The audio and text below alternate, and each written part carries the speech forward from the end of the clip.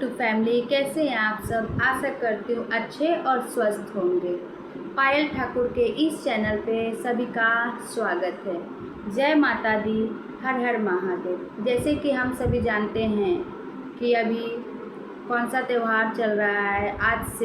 आज तो नहा खा है, जितवान बाबा का व्रत चालू है, पूजा चालू है। जो माएँ भूखी हैं आज से चालू की है। तो इसी से आधारित मैं आज कथा सुनाने वाली हूँ जितवान बाबा का। तो चलिए हम शुरू करते हैं। और जो माँ ये कथा सुनेंगी वो पूरा कथा सुने ताकि उनका व्रत पूरा हो सके।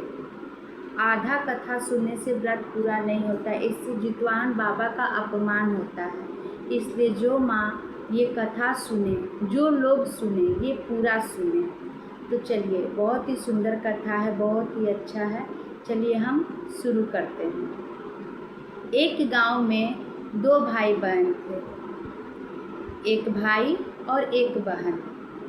भाई बहुत धनवान था, बहन जो थी वो गरीब थी। उसकी शादी हो गई, वो गरीब घर से थी। भाई की भी शादी हो गई। भाई का कोई संतान नहीं। जो बहन थी उनकी 3 संतान थी। जब भी कोई त्यौहार होता, बहन अपने मायके आकर त्यौहार मनाती। तो दोनों भाई बहन में बहुत लाड दुलार था, बहुत स्नेह प्रेम था। इसलिए जब भी कोई त्यौहार होता वो अपने भाई के साथ मनाती। तो इसीलिए ये जितवाहन का व्रत भी उसने सोचा कि मैं अपने मायके में करती हूँ। तो वह अपने तीनों बच्चों के साथ अपने मायके चली जाती है व्रत करने के लिए साथ में। भैया भाभी बहुत खुश हुए ननद को देखकर, क्योंकि सारा त्यौहार वो सबके साथ मनाती थी।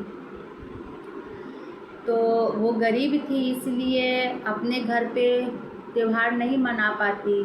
तो इसलिए भाई के इधर आ जाती है। दोनों में बहुत स्नेह प्रेम था। भाई उनको बहुत मान दान दुलार सब देते थे। तो इसलिए वो अपने मायके में सारा त्यौहार मनाती थी।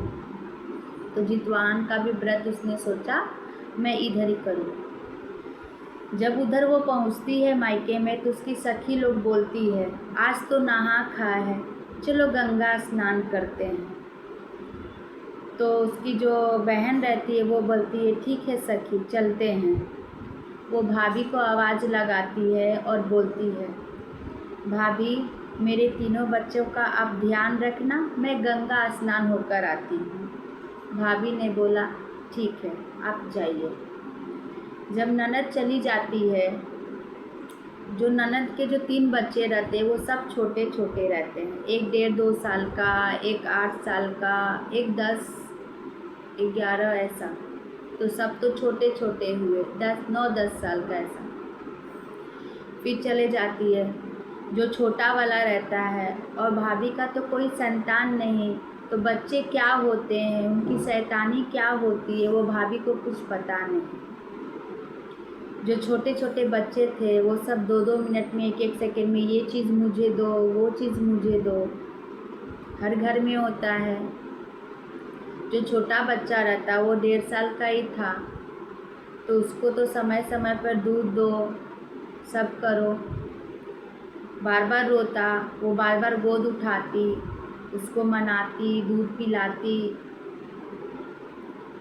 ये सब देखकर उसकी भाभी बहुत परेशान हुई। छोटे वाले को लेकर पटक दिया। जब छोटे वाले को लेकर पटका तो छोटा वाला बेहोश हो गया। फिर ये करते हुए जो उसका बीच वाला बच्चा था उसने देखा। उसने मामी को बोला मामी आप क्या कर रही हो मेरे भाई के साथ, मम्मी को आने दो तो मैं बताऊंगा।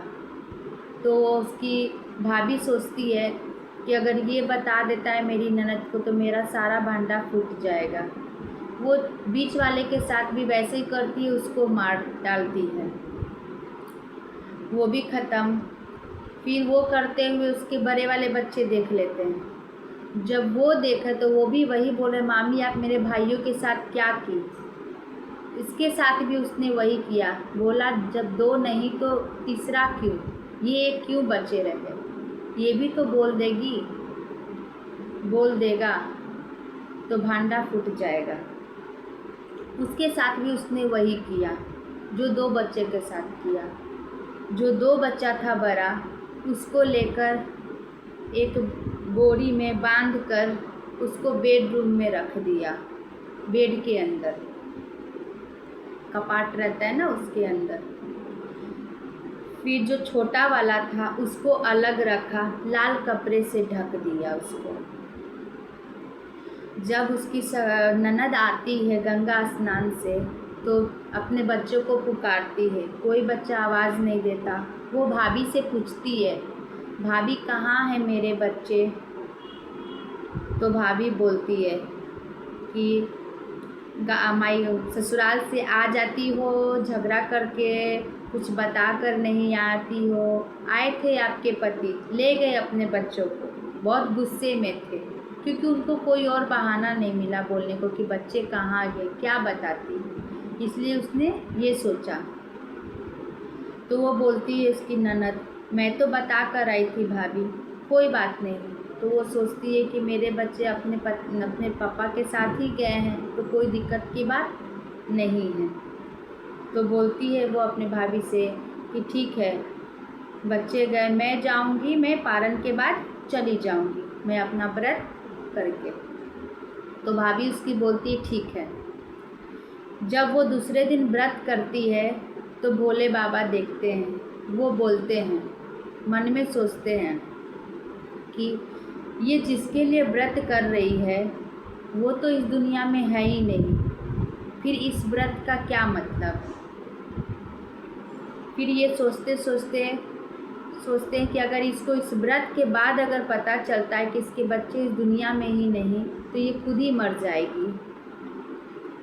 फिर भोले बाबा जितवाहन बाबा के पास जाते हैं, उनसे बोलते हैं कि जो सेविका आपका सेवा कर रही, आपका व्रत कर रही है, उनके साथ ऐसा क्यों, उनके बच्चे तो इस दुनिया में ही नहीं जिनके लिए ये वो व्रत कर रही है।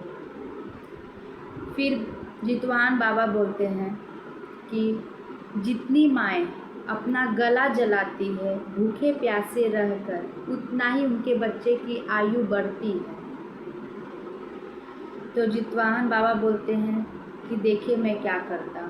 जितवाहन बाबा, फिर भोले बाबा बोलते हैं जितवाहन बाबा से कि आप कैसे जाएंगे? तो जितवाहन बाबा बोलते हैं देखिए मैं कैसे जाता। वो उसके ही पति के भेष का रूप रख कर भेष में वहाँ पहुँचते हैं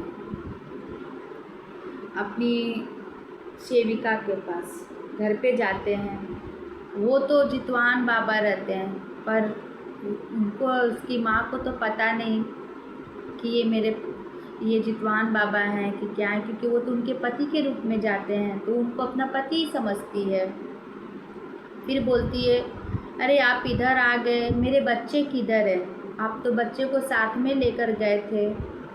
तो जितवाहन बाबा बोलते हैं कि नहीं तो मैं बच्चे को लेकर नहीं गया था। तो वो बोलती है भाभी ने मुझे बताया कि आप बहुत गुस्से में आए थे, मेरे बच्चों को लेकर गए। तो बोले नहीं, आपके बच्चे इधर ही हैं। तो बोलते हैं कहाँ हैं, मैं कितना पुकारी पर मेरे बच्चे नहीं आए। तो जितवाहन बाबा बोलते हैं आप अपने बच्चे को फिर से पुकारो, वो आएंगे। फिर वो बड़े वाले को पुकारती है, बाबू बाबू किधर हो, आ जाओ। फिर वो जिधर से उसका बच्चा बोलता है मम्मी मम्मी मैं इधर हूँ, तो वो आवाज़ सुनकर उधर जाती है। फिर जाती है तो उसको अंदर से बंधा हुआ निकालती है, बहुत रोती है अपने बच्चे को लेकर। फिर उसको उधर से निकालती है, फिर रोते हुए बोलती है मेरा दूसरा बच्चा किधर है? फिर बोलते हैं आप फिर से पुकारो, आपका दूसरा बच्चा भी आ जाएगा। फिर वो दोबारा बोलती है बाबू बाबू किधर हो? तो फिर वो उनका दूसरा बच्चा बोलता है मम्मी मम्मी मैं इधर हूँ। फिर वो जाती है, फिर उसको बंधा हुआ में से निकालती है, फिर उसको सीने से लगाकर रोती है, फिर उसको लेकर आती है। फिर रोते रोते बोलती है, मेरा तीसरा बच्चा कहाँ है? वो तो बहुत छोटा है, वो बोल भी नहीं सकता। बहुत रोते रोते बोलती है। फिर जितवान बाबा बोलते हैं कि आप फिर से बोलो, वो भी आएगा। तो वो बच्चा तो बोल नहीं सकता, तो फिर बोलते बाबू बाबू किधर हो? तो वो बच्चा रोते हुए आवाज़ देता है, बहुत रोता है। तो वो रोते हुए आवाज़ सुनकर उधर जाती है। तो बच्चा छोटा है तो कपड़े से ढका था, दूसरे जगह रखा था। वो जाती, फिर उसको गोद में उठाती है, सीने से लगाती है, बहुत अपने तीनों बच्चों को लेकर बहुत रोती है गले से लगाकर। फिर बोलती है रोते रोते अपनी भाभी को कि भाभी, मैं तो अपने बच्चे को थोड़ी देर के लिए आपके भरोसे छोड़कर गई थी, क्या किया आपने मेरे बच्चों के साथ? इसीलिए आज के बाद से मैं कभी मायका नहीं आऊँगी, कभी नहीं। आज से मेरा मायका ख़त्म, कोई मेरा मायका नहीं। वो लेकर अपने बच्चों को जितवान बाबा के साथ निकल जाती है। जितवान बाबा को तो वो अपना पति समझ रही थी, क्योंकि वो उनके भेष में ही आए थे। लेकर चलते तो फिर भोले बाबा मन में सोचते हैं कि वो तो उनके भेष में हैं, फिर वहाँ जाएंगे तो दोनों एक जैसा दिखेंगे, तो ये बोलेंगे किसके कौन से आदमी के साथ आई हो। तो फिर शंकर बाबा बोले उनका मत्ती घुमाना पड़ेगा। उसका मत्ती घुमाए, फिर वो भी उसके चलते चलते इधर आए। तब तक जितवान बाबा चले गए, फिर पति साथ में आ गए। फिर वो बोलती है अपने पति के साथ कि मेरे भाभी ने मेरे बच्चों के साथ क्या किया। तो उनके पति बोलते हैं कि क्या किया, कुछ तो नहीं किया, क्योंकि वो तो जितवान बाबा थे साथ में, उनके पति तो थे नहीं। फिर बाद में उसके पति बोलते हैं, घर पे पहुँचे, बहुत रोने लगी उसकी बीवी फिर कि ऐसे ऐसे मेरे बच्चों के साथ किया। तो फिर बोलते हैं अरे मैं तो था ही नहीं साथ में। तब बोलते हैं अच्छा जितवान बाबा थे, उन्होंने ही मेरे बच्चों की रक्षा की। इसलिए बोलते जो सच्चे मन से सच्चे दिल से ये व्रत करता है, जो माएँ अपने बच्चों के लिए, उनके बच्चों की आयु लंबी हो जाती है, बहुत बढ़ती है।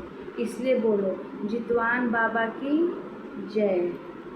जिन लोगों को ये कथा अच्छा लगे वो लोग कमेंट करके हमें लाइक करें और बताएं। धन्यवाद।